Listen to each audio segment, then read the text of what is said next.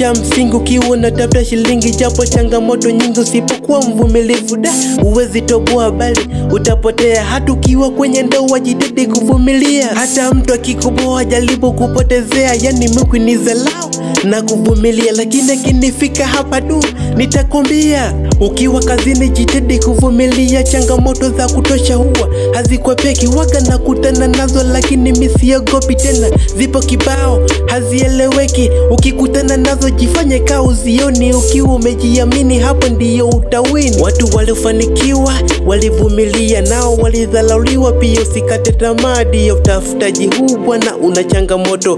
Kupata kipato hadi upitie msoto, tupige kazi kwa bidii, tamani mwiko, tuwe wavumilivu ili tupate mshiko.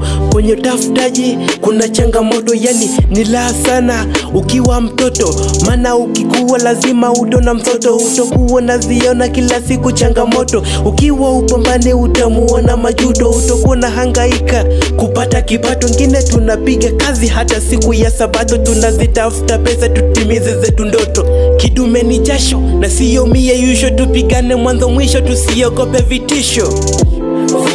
Vumilia, vumilia, vumilia, vumilia, vumilia, vumilia, vumilia, vumilia.